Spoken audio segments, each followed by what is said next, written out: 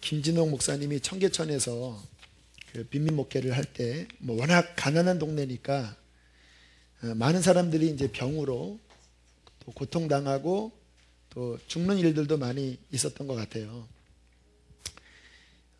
어떤 한 남성이 이제 폐병에 걸려서 점점 죽어가는 겁니다. 그러니까 김진호 목사님이 안타까우니까 가서 열심히 기도도 해주고 또 보건소에 가서 약도 타준 거예요. 이 병으로 죽어가던 이 남성이 얼마나 고마웠겠습니까? 또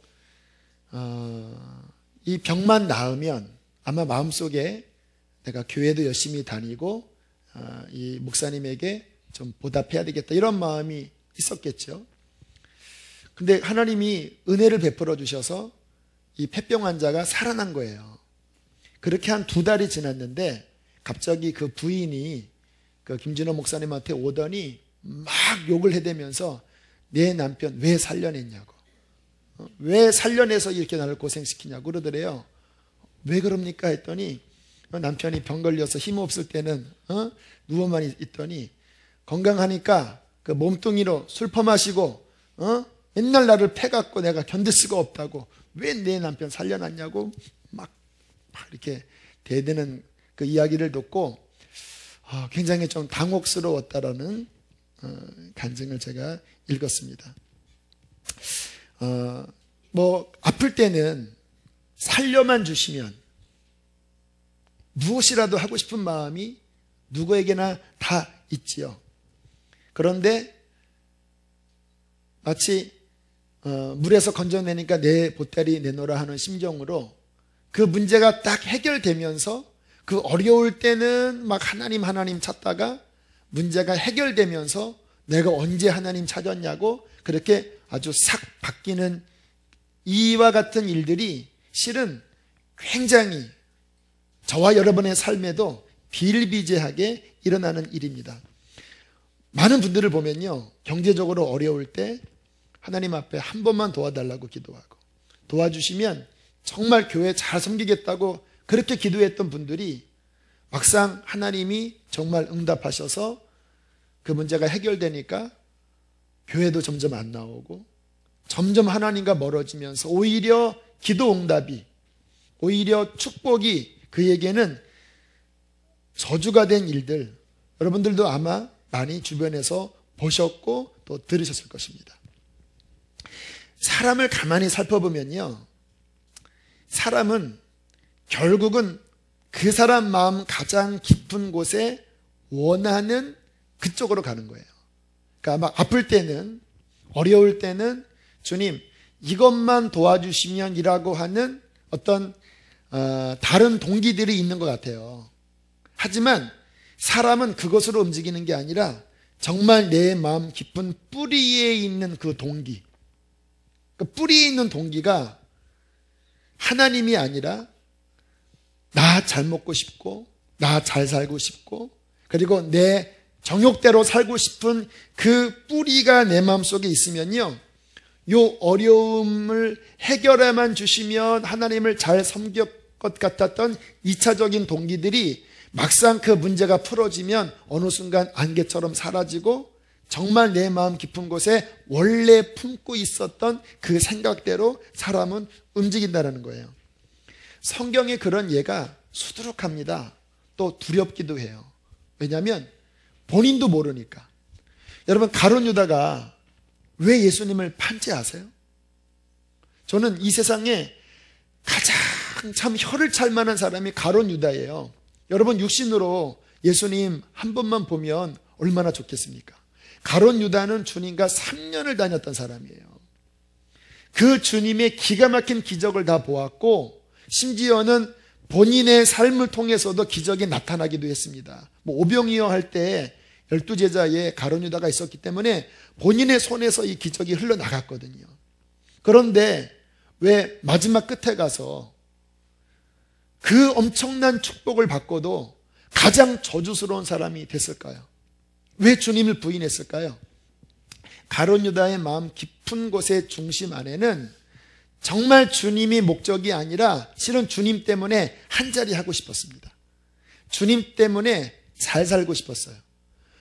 처음에는 그 마음의 깊은 목적과 주님이 맞아떨어지는 것처럼 보였습니다. 왜냐하면 막 기적이 하도 많이 일어나니까 저분 쫓아가면 그분이 왕이 될 때에 내가 한 자리 하겠다. 그런데 주님이 갈수록 다른 소리 하시는 거예요. 내가 뭐 십자가를 질 것이고 뭐 나를 따라오려거든 뭐 너 자신을 부인하라고 하고 뭐 이렇게 이야기, 또 내 나라는 뭐 세상의 나라가 아니라 뭐 저 위에 있다고 하니까 본인의 마음 깊은 곳에 원하는 그 목적과 주님이 다르다라고 느끼니까 결국 은 30냥, 그게 목적이었거든요. 돈이 목적이었거든요. 주님을 그 목적으로, 주님을 수단 삼아서 돈을 얻고 싶었는데 그게 아니라고 판명되니까 원래 가룟 유다 마음 안에 있었던 그 돈을 쫓아가면서 은 30냥의 스승인 주님을 팔아버리지 않습니까? 그러므로 우리가 신앙생활을 할 때 가장 우리가 깊이, 아주 깊이 살펴봐야 될 것은요, 우리의 마음 중심에 있는 동기와 목적입니다. 그런데 이게 사람의 마음이 하도 복잡해서 자기도 몰라요. 지금 내가 정말 주님을 목적하고 있는지 아니면 주님을 수단으로 해서 내 어떤 이기적인 욕구를 그렇게 채우려고 하는지 자신도 잘 몰라요. 그만큼 인간이 복잡하게 섞여 있습니다. 성경은 하나님도 우리의 행위만을 보시는 것이 아니라 우리의 마음 깊은 곳에 있는 그 중심의 동기, 정말 그 중심이 무엇을 찾고 있는지 주님은 그것을 살피신다라고 말씀하세요. 왜 하나님이 다윗에게 복 주셨는지 아세요? 다윗은 어릴 때부터 그 마음 깊은 곳에 하나님을 향한 열정, 하나님을 향한 사랑으로 가득했습니다. 골리앗과 싸울 때 객기가 아닙니다. 막 견딜 수 없는 거예요. 나의 사랑하는 하나님을 저 골리앗, 저 악한 놈이 감히 모독을 해? 그래, 한번 붙어보자. 그 모습 속에서 다윗 안에 있는 정말 중심이 무엇인지를 하나님은 아셨습니다. 그래서 하나님이 다윗을 높이신 거예요. 우리의 삶에 점검하면서 정말 저나 여러분이나 꺼진 불도 다시 보는 심정으로 정말 가져야 될 진정한 목적은 무엇이어야 할까요? 예수님이 목적이어야 합니다. 저도, 말씀 전하는 저도, 들으시는 여러분도 정신 바짝 차리셔야 합니다. 유다처럼 될 수 있어요. 저와 여러분의 마음 중심에 주님이 목적이 아니면 어느 순간에 가서 그 이치 타산이 맞지 않으면 저와 여러분은 그 목적대로 간다니까요. 만약에 제가 이 목회를 하면서 주님이 목적이 아니라 성공이 목적이라고 한다면 제가 어느 날 교회가 잘 되고 부흥할 때 저는 제 본색을 드러나게 될 거예요.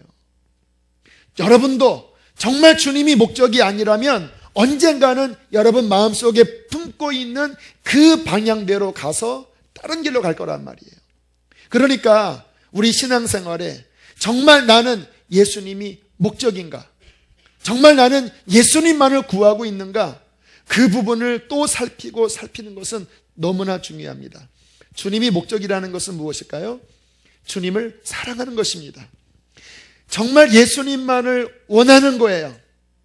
정말 예수님, 그분만을 내 마음속에 구하는 것, 이것이 예수님을 목적 삼는 사람의 마음의 태도인 것입니다. 이제 글쎄 아직 우리 교회가 영성일기를 쓰기가 아직 좀 분위기가 어떤가 싶어서 제가 강조는 안 하지만 우리 교육자들은 이제 영성일기를 쓰고 있습니다. 영성일기 쓰는 목적은 24시간 주님을 동행하기 위한 일종의 실천이에요. 이제 제가 그 선화목자교회 이제 목사님들 방에도 소속되어서 이제 뭐 일기를 올립니다. 근데 거기에 이제 유 목사님의 일기도 또 이렇게 올라와요. 며칠 전에 어제였나? 그런 일기 내용이, 일기를 공개해도 되나? 여기서만 허락하겠습니다. 알리지 마세요. 강 목사님이 거기 갔더니 막 목사님 이렇게 다 이야기하고 이렇게 하지 마세요.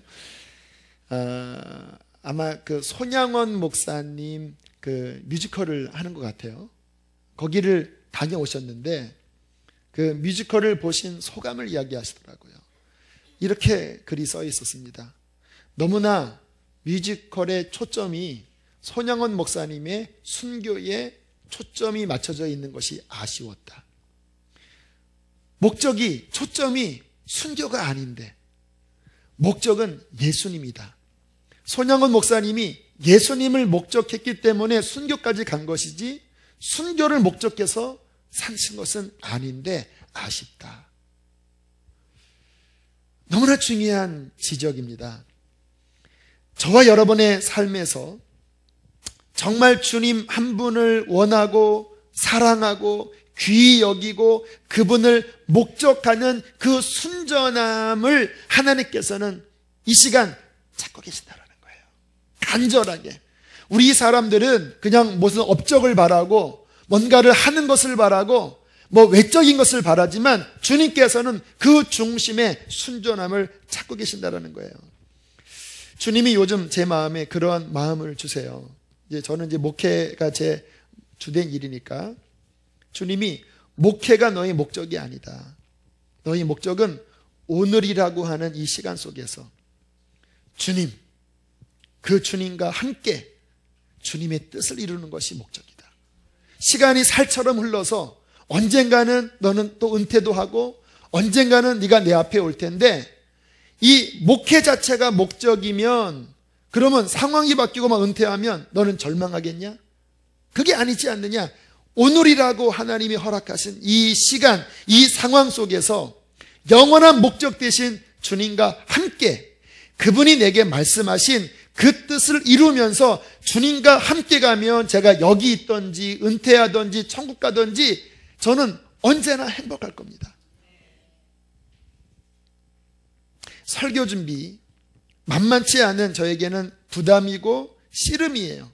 그런데 그것도 주님이 말씀하시는 거예요. 설교를 잘하려고 하지 말고 설교 준비하는 시간도 주님과 함께 하는 거고, 말씀을 전할 때 주님이 역사할 때도 있고, 뭐 어느 때는 좀 편찮으신 분이 많으니까 좀 죽을 써서 드릴 수도 있잖아요. 만약에 제 설교가 좀 이렇게 그러면 요즘 이렇게 쌀을 못 드시니까 죽을 해서 드시는구나. 뭐 제가 뭐 언제나 또 그렇잖아요. 저도 인간이니까. 하지만 이게 잘하고 못하고에 연연하는 것이 아니라 잘하든 못하든 언제나 주님과 함께하면 행복한 시간이 아니겠습니까? 뭔가를 주님 외에 다른 성공에 어떤 성취의 목적을 두니까 잘 돼도 교만하고 못 되면 낙심하고 그러니까 스트레스 받고 힘들어하는 것이지, 정말 내 마음속에 나와 함께 하시고 나를 사랑하시는 그분을 목적 삼는다면 그분의 인생은 정말 주님과 가장 행복한 삶을 살게 될 것입니다.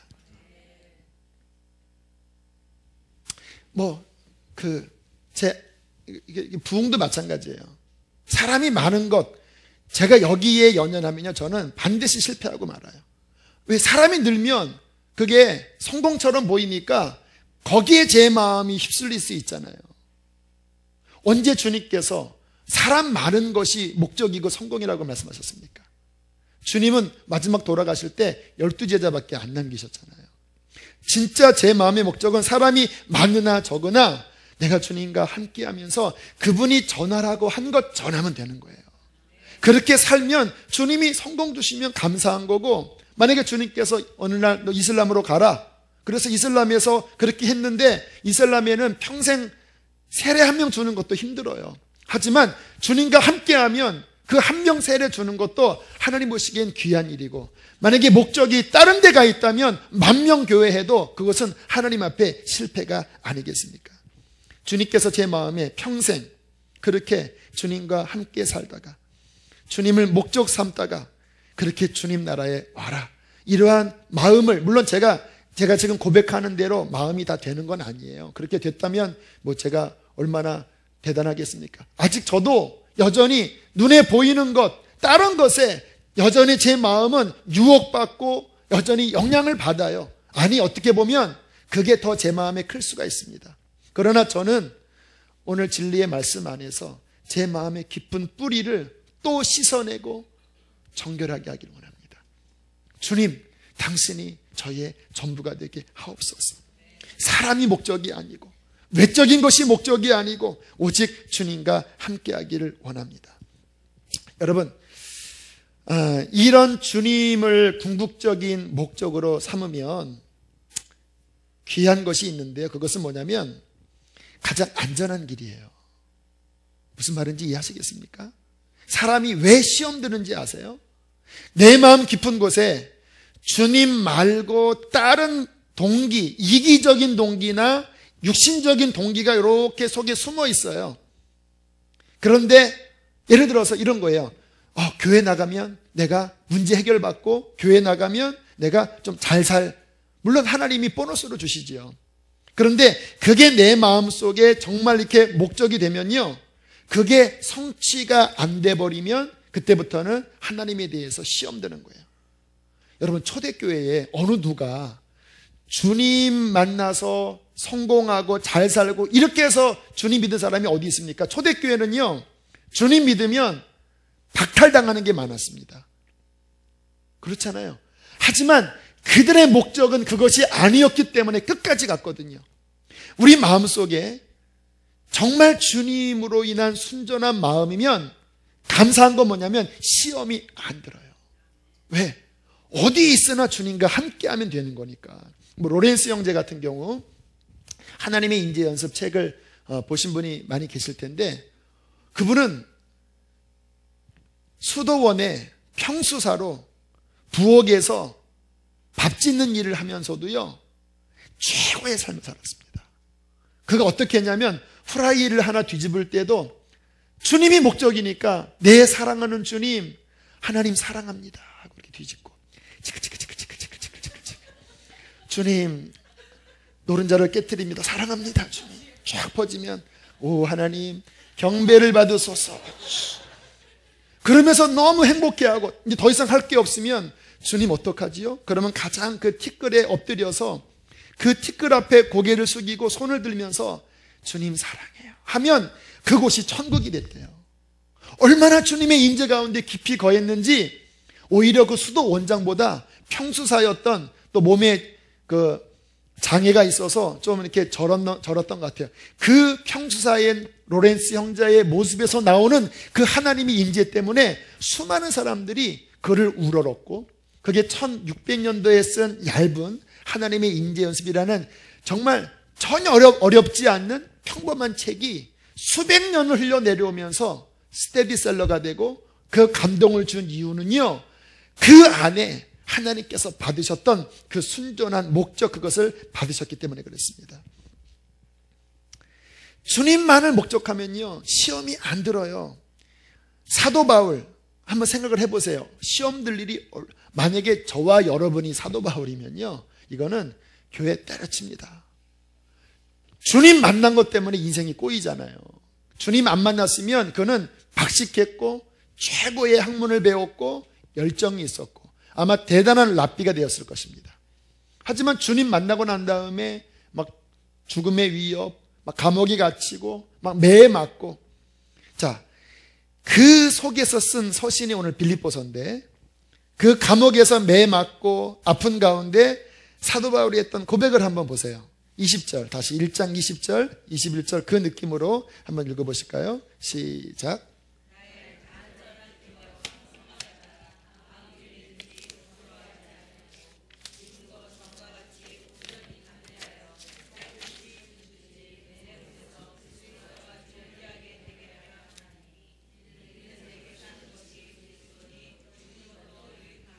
사도 바울이 감옥에서 매 맞고 시험 들었습니까? 안 들었습니까? 안 들었죠? 사도 바울의 마음에 간절한 기대와 소원은 예전이나 지금이나 사나 죽으나 뭐예요?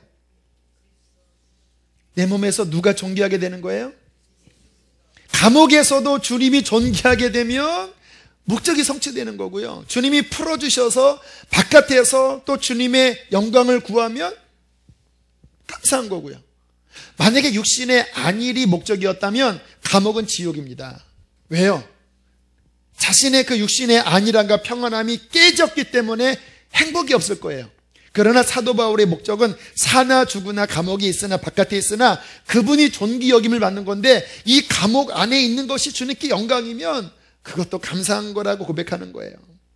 내게 사는 것이 그리스도니 죽는 것도 유익함이라. 그러니까 정말 주님이 목적인 사람은요, 외적인 환경의 변화에 크게 요동치 않아요. 주님이 함께 하시면 그것으로 충분하기 때문인 것입니다. 예수님이 목적이면 또 하나의 축복이 있어요. 그러면 주님이 목적이면 고생만 바가지로 하냐고요? 그렇지 않습니다. 그분은 예수님 안에서 무엇이나 할 수 있는 능력을 얻게 됩니다. 그렇잖아요. 주님이 목적이라는 것은 뭐냐면 주님이 내 안에 나와 함께 사신다라는 말이에요. 내가 그분 안에 거하고 그분이 내 안에 거하신다라는 말이에요. 그러면 이제부터는 그는 누구의 힘으로 살아가냐면 내 안에 계신 주님의 힘으로 살아가는 거예요. 그분의 공급하시는 능력으로 내게 능력 주시는 자 안에서 나는 무엇이든지 할 수 있는 거예요. 내가 하는 일은 내 마음에 계신 주님께 순종만 하면 역사는 하나님이 하십니다. 역사상 수많은 사람들, 이 주님을 목적 삼았던 사도 바울, 또 기독교 역사의 수많은 위인들은요, 주님을 목적 삼음으로 해서 주님으로 인한 엄청난 열매를 맺었다라는 것을 아십니까? 여기 조지 물러, 잘 아시는 분이죠. 조지 물러가 고아들의 아버지로 고아원을 운영을 했는데 많은 사람들은 박애주의자인 줄 알아요. 박애주의자가 아닙니다. 자, 왜 본인이 고아원을 세웠는지 이렇게 본인의 일기에 적고 있습니다. 나는 하나님을 의지하는 사람들을, 하나님만을 의뢰하는 사람들을 기꺼이 도와주시겠다고 약속하신 하나님의 말씀이 사실이라는 것을 증명해 보이고 싶었다. 나는 하나님의 말씀이 그 자체로 충분하다라고 믿는다. 내가 고아원을 세우는 이유는 고아원을 세움으로써 가난한 내가 어떤 다른 사람에게도 도움을 요청하지 않고 단지 기도와 믿음만을 가지고 고아원을 세우고 유지할 수 있다면 여러 하나님의 자녀들의 믿음을 강하게 해줄 수 있는 일인 것 같았다. 또한 그렇게 되면 불신자들에게도 살아계신 하나님을 증거하는 이유가 될 수 있는 것이다. 이것이 내가 고아원을 세우고자 하는 주된 이유이다. 무슨 말씀입니까? 본인이 박애주의로 고아원을 세운 게 아니라는 거예요. 하도 사람들이 믿음이 없으니까 본인이 정말 주님 한 분이면 충분하다라는 것을 본인의 삶으로 한번 실천해보고 싶은 거예요.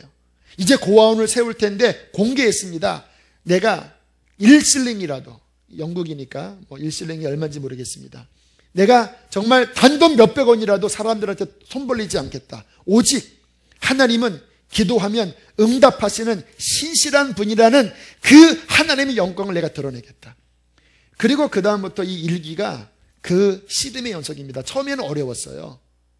하지만 하나님께서 그 조지 물러의 주님 한 분이면 충분한 그 믿음의 실천을 축복하셔서 그가 평생에 5만 번의 기도 응답을 받았고요.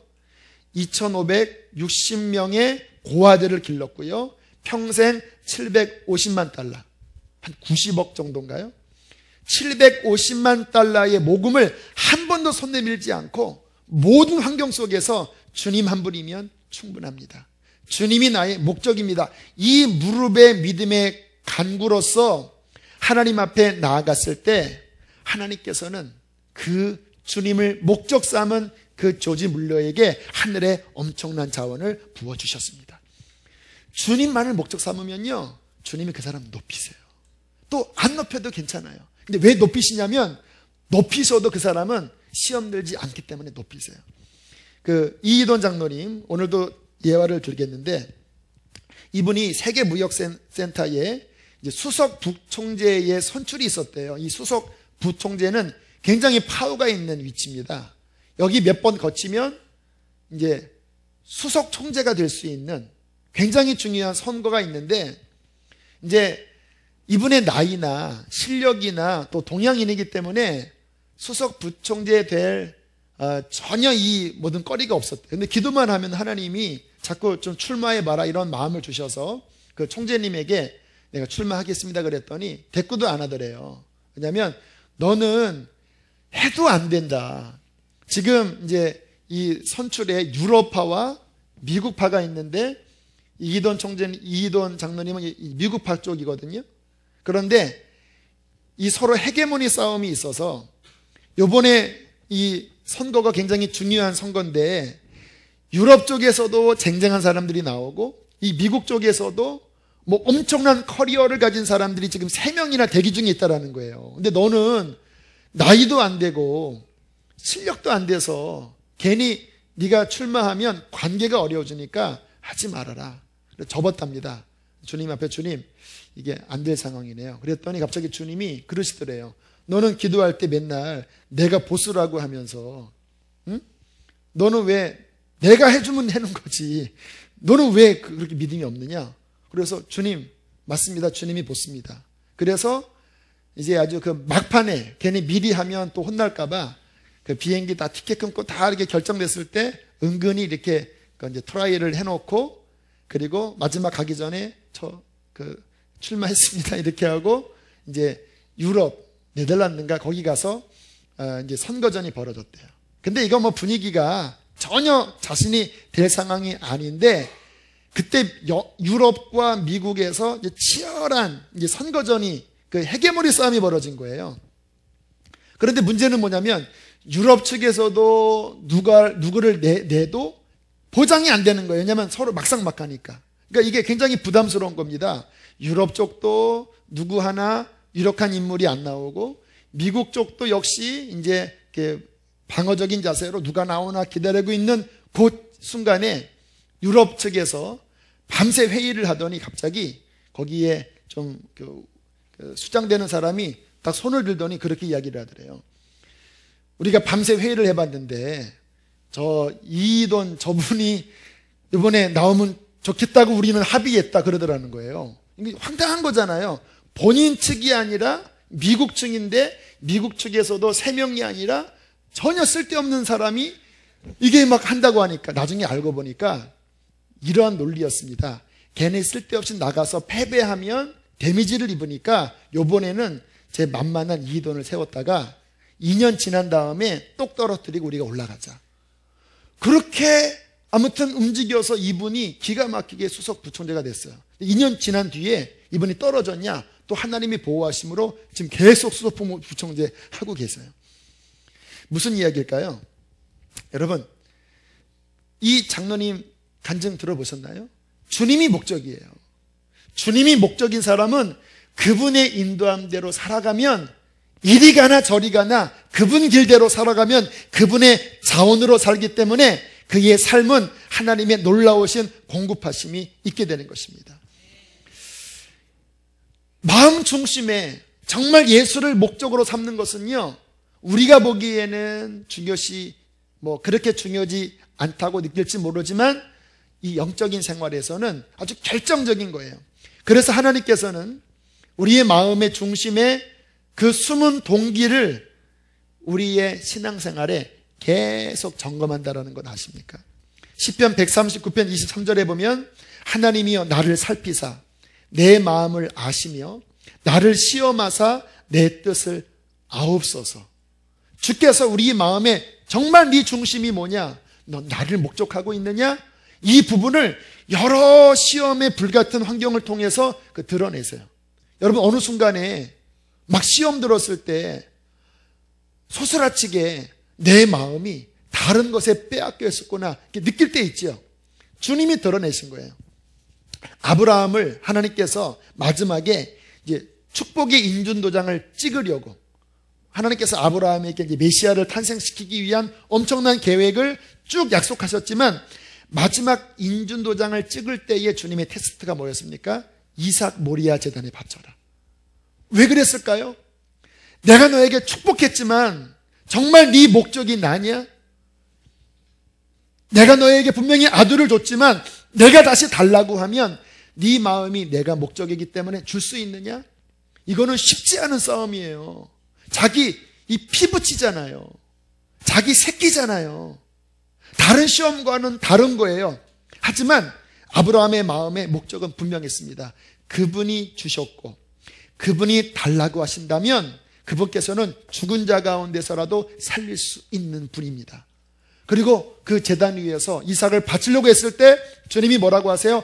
꼬만, 이제야 네가 나를 경외하는 줄 알겠다. 무슨 말이냐면 이제야 네 마음의 진짜 목적은 나 한 분이면 충분하다라는 것 내가 이제 확인했다. 아브라함아, 네 씨가 대적의 문을 얻을 것이다. 메시아가 사탄을 밟을 것이고 너는 너로 말미암아 천하 만민이 복을 받을 것이다. 물론 전에도 말씀하셨어요. 하지만 마지막 인준도장은 그 중심의 순수성이 드러날 때 하나님께서 마지막 인준도장을 찍으셨습니다.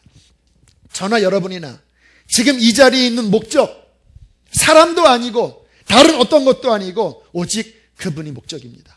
그분이 부르셔서 제가 이 자리에 서 있는 거고 그분이 부르셔서 여러분이 그 자리에 있는 거예요. 그분 때문에 여러분은 오늘도 숨을 쉬는 거고 주님 때문에 여러분은 여러분의 사업, 여러분의 일을 하는 것이어야 돼요. 그분이면 가고 그분이 아니면 서고 그분이 성공시키면은 그분 때문에 만족하고 아직 때가 아니라고 해도 그분 함께 그분만 내가 붙잡고 있으면 주님 나는 감사합니다. 이 마음을 고백하는 순전함이 있게 되기를 축복합니다. 여러분 마음속에 오늘 이 말씀이 레마의 말씀으로 여러분에게 주신 말씀이라면 아마 근래에 내 마음에 시험이 있고 남편이나 다른 사람들에게 어떤 인간적인 섭섭함이나 그러한 생각이 났다고 한다면 살펴보셔야 돼요. 왜 그런 마음이 들었을까? 원인은 하나입니다. 주님이 아니었기 때문에 그래요.